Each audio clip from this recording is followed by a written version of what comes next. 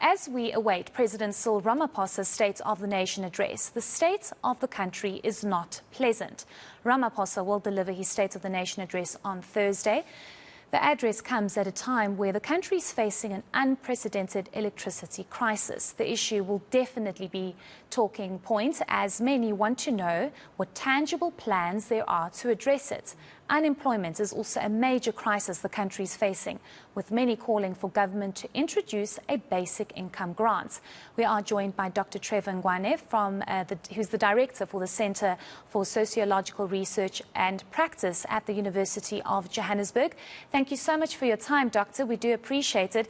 I think the first question is, what state is this country really in, and what kind of message is the President going to give South Africans come Thursday, given the many challenges we are facing? Thank you, Heidi, and good afternoon to your audience.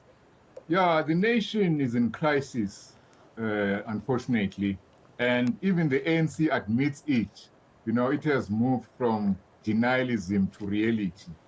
Of course, there are still pockets of denialism, but the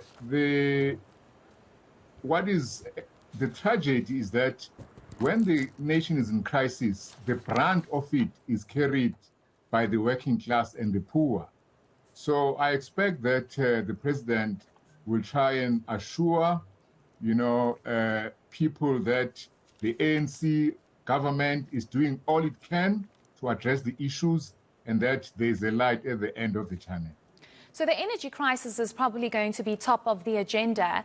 We also have been hearing some remarks by Finance Minister Ngwane that there might be a possible scrapping of Eskom's debts, which we do know is a massive stumbling block in trying to get Eskom's finances in order. But that's definitely going to be top of the agenda, would you say, about how the president is going to convince South Africans and probably the government itself that it has a handle on this energy crisis and it's able to do away with the constant rolling blackouts? Yes, Heidi. But now the problem with the ANC top leadership, they are now suffering from a disease I can call electoral paranoia. So with the 2024 national elections coming, they are starting to think that they will definitely lose their majority in parliament.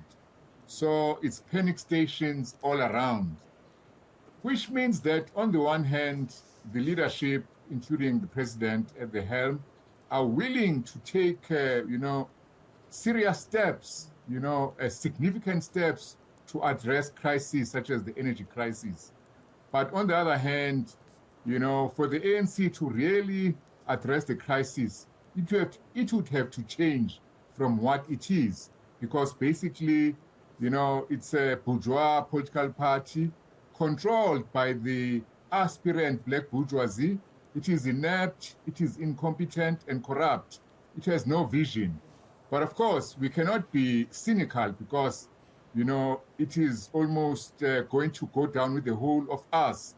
So maybe it's an opportunity for us to put more demands and to tell the leadership of the ANC what to do, to get it out of its quagmire by addressing the problems of the country in a way which finds solutions. What would you say would be another big headache and issue that the president needs to urgently address in his State of the Nation address on Thursday, other than the energy crisis? Well, like I said, unfortunately, all the crises, the brunt of it are carried by the working class and the poor. For example, with energy, we have something called energy racism, where black working class areas suffer more from the power failures, from poor servicing. But in general, I would say, poor people in South Africa, are having a real hard time. So suggestions of basic income grant, job creation, massive distribution, of the wealth, reorganizing of the budget to benefit the poor and pull them out of their misery, poverty and suffering. I think this is the real issue. Remember the July days when people attacked the malls. So clearly the people, are suffering. Certainly, and it speaks to the inequality and the poverty and the unemployment that millions face. And I want us to maybe speak a little bit about unemployment. It's almost as though, because of how serious the energy crisis is, we kind of forget about the serious unemployment that the challenge that we have in this country. Is this something that the president also needs to put emphasis on? Yes, he must. Unfortunately, the vision of the ANC is just to build a capitalist country where the rich get richer, the poor get poorer, and to create space for the aspirant black bourgeoisie to have some space, at the table of white monopoly capital. I think that's the problem. But I think this suggests that our problem is really for the masses of the people. It's a political problem. What are the priorities of the government? Actually, the question is, who is in charge on behalf of who? Who has the power to change things around in favor of the majority of the people? I think this is a question Ramaphosa won't be able to answer because he has chosen his side, which is to work for the rich and not for the poor. Would you say that, I think there will be more details during the budget speech that's happening at the end of this month, but would you say that the president might, I don't want to use the word punish, but might be a little bit harder on the richer when it comes to those in this country to try and do something for those that are unemployed and that are struggling and that are in really difficult positions? There have been calls for there to be some kind of grant, especially for those that are struggling, or to extend that 350 Rand grant. Do you think that that is something this country should be doing and can afford to be doing? The country can certainly afford a basic income grant. The country can certainly afford to move a lot of money to benefit the poor, to benefit the working class. So that's what I was saying, Heidi, about us, not being cynical, because basically this electoral paranoia of the ANC means that they are open to pressure, from below. So I'm hoping that, civil society organizations, trade unions, working class formations, even experts can put pressure on Ramaphosa and the ANC to actually do the right thing, which is to address the plight of the millions and millions of the poor, the unemployed, and basically the disheartened. Do you think that that's going to happen, though, Doctor? And I speak with a little bit of caution, because we always do know that during the State of the Nation address in the beginning, when the president took over, he had all these grand promises. And a couple of years later, everybody's looking at the president going, but what is actually being done here? Because our economy is in tatters. Yes, it was the COVID-19 pandemic that, of course, did not make things easier. And now we have an energy crisis, and it almost seems as though every sector of our economy and every part of our country is deteriorating and not coping. Do you think the president will be able to, present an honest and frank state of the nation with tangible solutions? Well, on the one hand, a lot of these problems were brought into the country by the ANC itself, in the manner in which it dealt with the transition from apartheid to democracy, in the way in which they dealt with the redistribution of wealth. But you must also locate the crisis within the global sphere, where we find, global economies, the capitalist system all over the world, being in crisis, Russian invasion of Russia. So basically, you need a different kind of leadership, a stronger leadership, with more guts. And I don't think that the ANC, with more vision, I don't think that the ANC has got that. So unfortunately, in my opinion, the ANC is irredeemable. And I think that, we should all be thinking hard, what could be the alternative, who must take power when we get rid of the ANC. So I want to divert a little bit, but you keep speaking about the ANC as a party and how there needs to be some kind of self-reflection. We do know that the president is most likely going to reshuffle his cabinet, and many are saying, well, that's not really going to change anything because at the end of the day, the problems remain the same. It's just the ministers that keep changing. Do you think that with the new leadership that's going to come in, I mean, we don't know who is going to be reshuffled and who will come in and who will go out. But do you think that that kind of provides some kind of confidence that the president is doing something about it, or you just think it's almost a default action because of what happened at the ANC conference?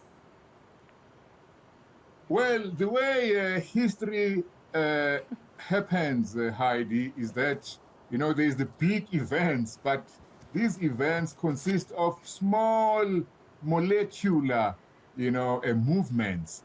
So it does matter, who replaces, the basically useless Didi Mabuza as vice president. It does matter, who, I don't know, environmentalists are dreaming maybe get rid of Mantashe. It would matter if Gwede Mantashe was removed from that portfolio. So, I think that it is still important for us to pay attention to who takes over, who gets moved out. And let's hope that more visionary, more courageous people, take over. Because, what they do matters. This is the point. We have to drive home to the ANC as the party. So these are not simply technical problems. These are not, they cannot be solved through technicists or in a technocratic manner. They need political decisions. So we need a government, a party which is running the country, towards solutions. At the moment, the ANC is lacking there. And I think that we should encourage it to get back its courage, its vision, and to do what is good for the country. Just lastly, Doctor, so we do know the president obviously is going to deliver his State of the Nation on Thursday, and many are going to be watching eagerly. But I just want to speak about the fact that the most vulnerable in our society, those that are in desperate need of healthcare, of transport, of basic service delivery, and that is being neglected in many parts of our country, in most of our provinces, in fact. How crucial is it for the president to not neglect those in the most vulnerable positions and that are in desperate need of a functioning government? Well, he shouldn't. I mean, the ANC has been doing this since the day it took over. I mean, it took over, it had the Reconstruction and Development Program, it threw it away, opting for gear, top-down policy which favors the rich. So the president must really address the needs of the poor. But I think that, the poor, the working class, they also have agency, autonomy. They can also change history. So I think that given what the ANC will say, I think the response should be strong. The trade unions, the civics, the movements must actually come together, in their various localities, even regionally, nationally, provincially, and actually challenge government policy. I think the time has come now for everyone to stand up because, when the lights go out, you can't sleep thinking when you wake up, someone will solve it for you. So everyone must take action, take a stand. Everyone must think clearly what are the solutions and then organize and mobilize to get those solutions to be implemented, even against the will of the ANC or whoever is in power. Well, we'll just have to wait and see what comes on Thursday. But thank you so much for your insights this evening. That was Dr. Trevor Ngwane, who is the Director for the Centre of Sociological Research and Practice at the University of Johannesburg.